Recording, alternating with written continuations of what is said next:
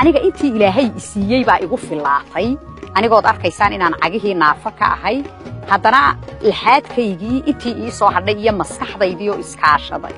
wax fiican bay qabtaa magacaygu waa Nuuro Maxamuud Nuur muddo imika laga joogo ilaa 16 sano ayaan maxay hayday aan beertan iibsaday taasoo markaa oo qorshahaygu ahaa ama higsigayga fogi uu ahaa inaan markaa geel aan ku dhaqo alxamdulillah tiina way suurta gashay cabdiyow walaala geeli balkii ma soo miya soo qaade mid qalalan soo maaha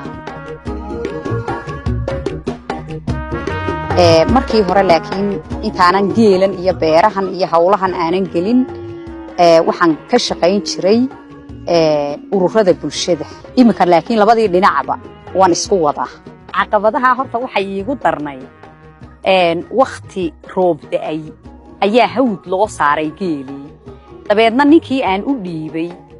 aan idhi geel kale oo isaguna beeralayda ahaayo meel joogay u gee ayaaba iga dhacayba geeliiba marka waqtigaas un bay iigu adkay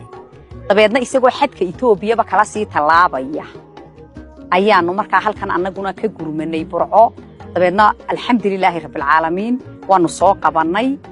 geeliina waanu helay ninkiina marka waa la xidhay ganacsigan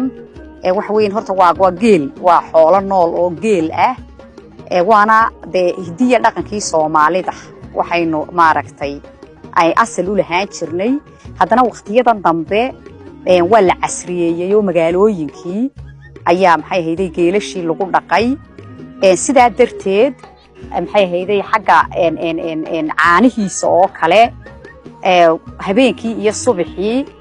wuxuu soo saaraa adigu ilaa 80 litir ilaa 100 litir ilaa 90 litir eriyadaas inta u dhaxaysa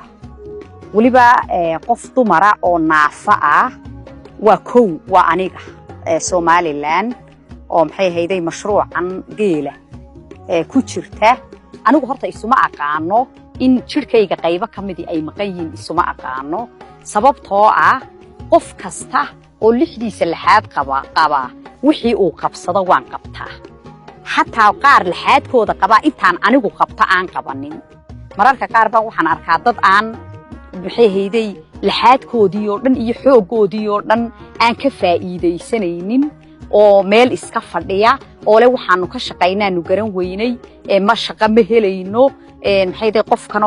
sidan aan caawi marka waxaad arkaysaa qofka xooggiisa inuu khasaaroobay